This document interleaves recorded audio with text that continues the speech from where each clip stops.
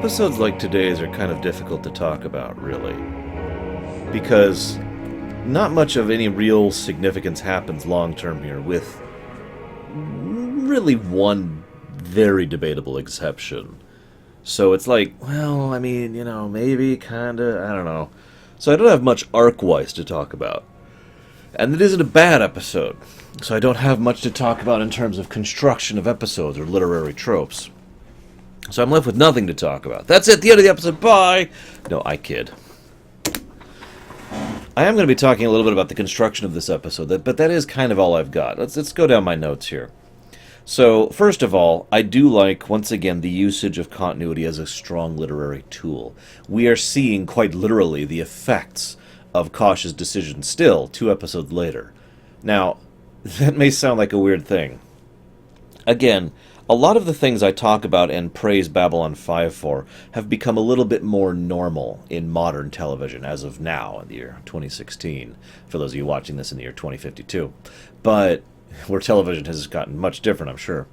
But back when this show was coming out, the idea that something that happened 2 episodes ago, or 3 episodes ago, or 8 episodes ago is still having an impact on the show, that was kind of unusual. I mean, occasionally you'd see things come back once. Like something would come around like, oh, by the way, this from back then. But that was about the extent of it. Later shows would kind of follow in this footsteps. And I've heard many different workers and producers in television say that they were inspired by the overall concept of what Babylon 5 does. Not the science fiction aspect, not the station, just that concept of what happens still has ripple effects and echoes in future episodes. And so, in this episode, we have Brother Theo introduced. Of course he comes here. I mean, there was an introduction of Kosh and his effect, and, of course we see the Drazi in their situation. But what I find most interesting is Brother Theo himself is actually put in this episode for a future episode. Now, I'm not going to spoil too much about it, but let's just say it's among my favorite Babylon 5 episodes. The bombing thing. So this is a self-contained episode. It's basically a Threat of the Week episode.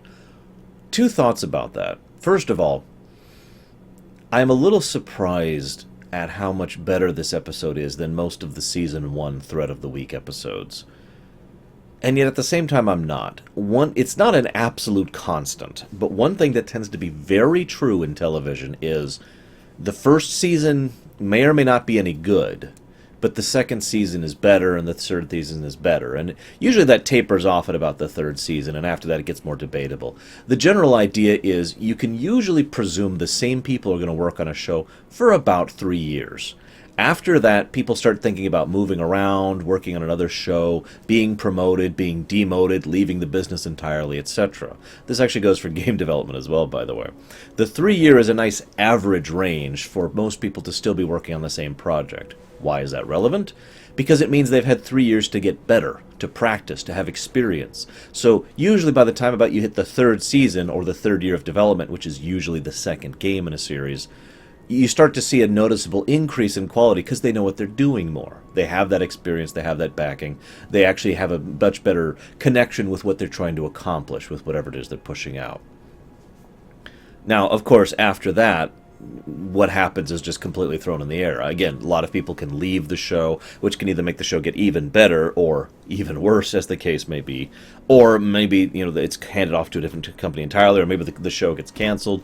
There's all sorts of stuff that can happen after season 3. But I mention this as well because I think that's the main difference between this episode and a lot of those earlier season 1 episodes. Because in terms, if you wrote it down on paper, bomb threats from Maniac on station, it sounds like a Season 1 episode. It doesn't really have much to have anything to do with anything. In fact, other than the mention of certain specific events that have already happened, like the 500 or 5,000 Narn killed for every 1 Centauri killed, that thing. Aside from a few mentions like that, this episode could fit neatly into the timeline of Season 1 with no issues.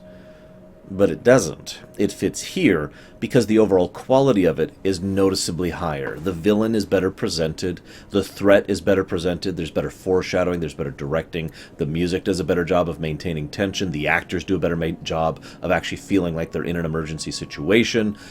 there's lots and lots of really small little details. Nothing that really needs to be like, oh god, look at how great they're doing this. It's just a lot of stuff well done that adds to the overall episode.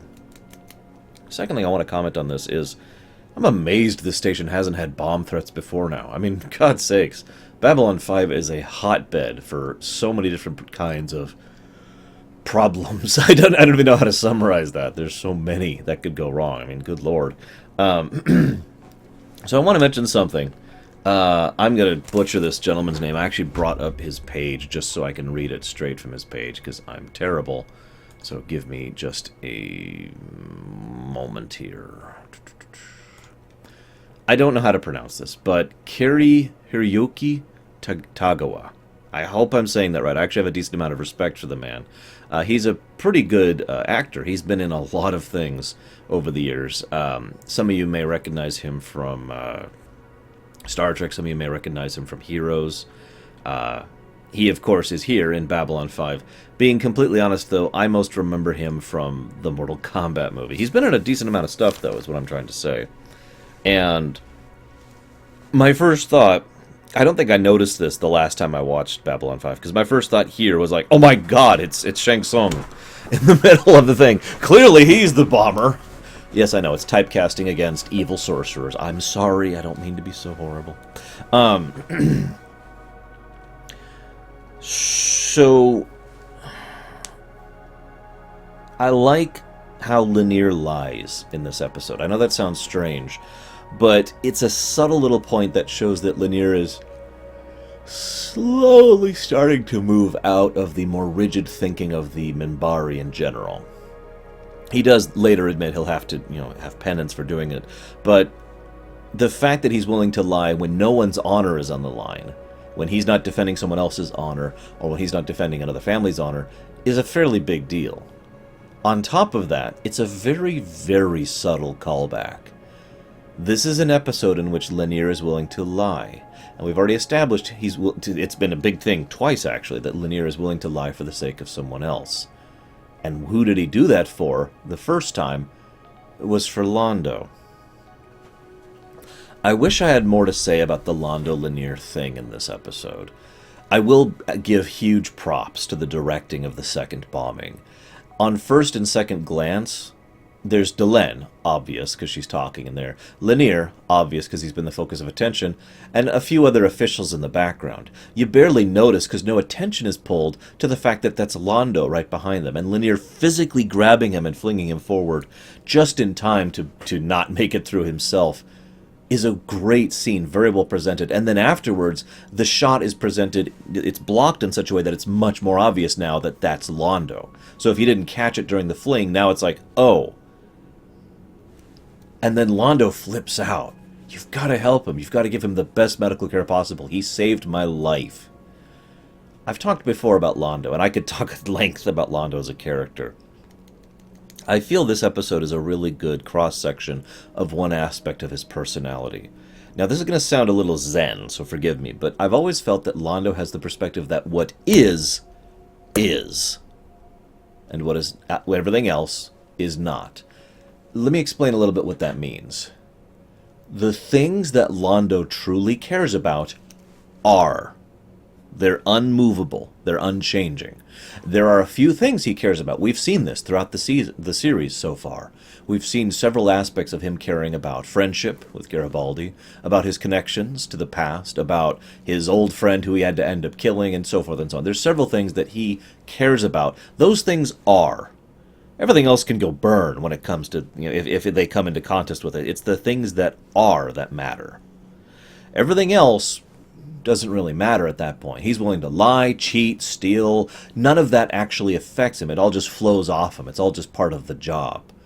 But the way he makes himself grin and bear that job, which he doesn't like, we've seen that several times, is that he always acknowledges that there's that core underneath all that doesn't move. And one of those core things, one of those things that is for Londo, is loyalty. He has expressed tremendous loyalty to a very small number of people otherwise, and he has expressed tremendous value of that loyalty when it is given to him.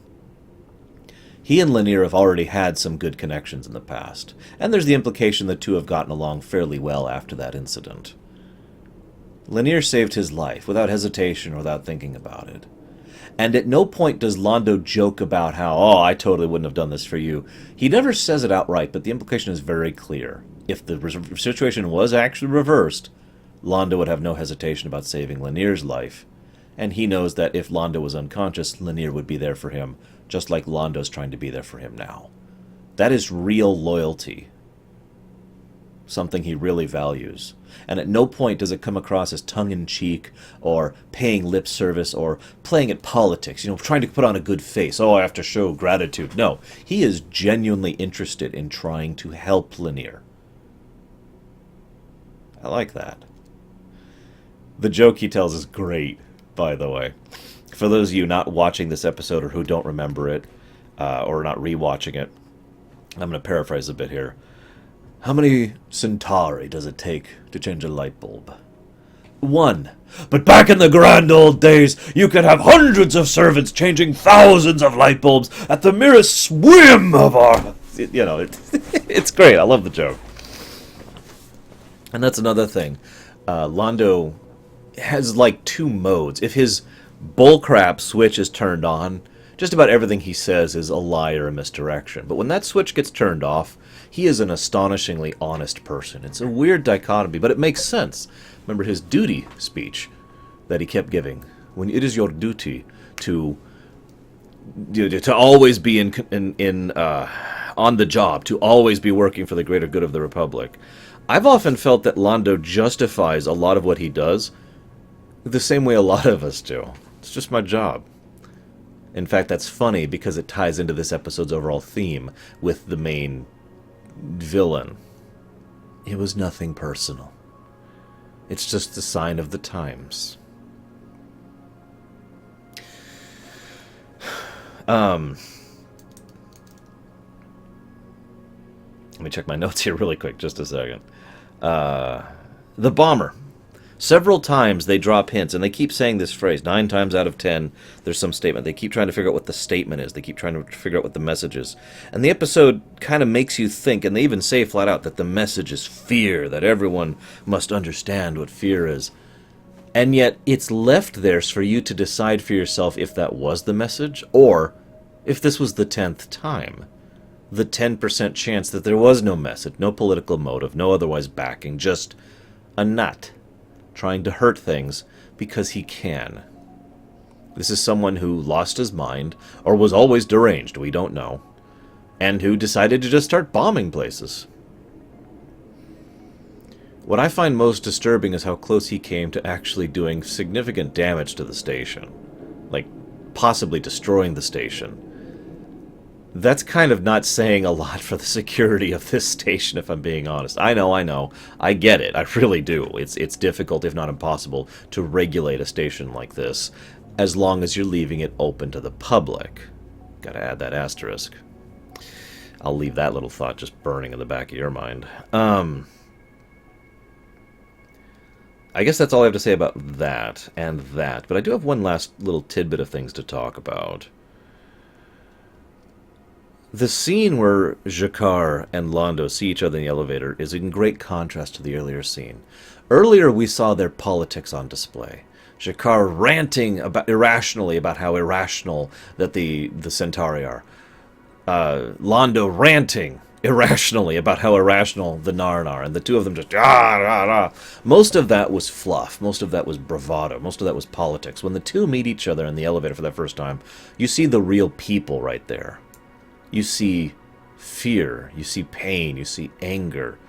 G'Kar is seeing how much he hates this man, yet has learned to temper that hatred because he cannot risk the consequences.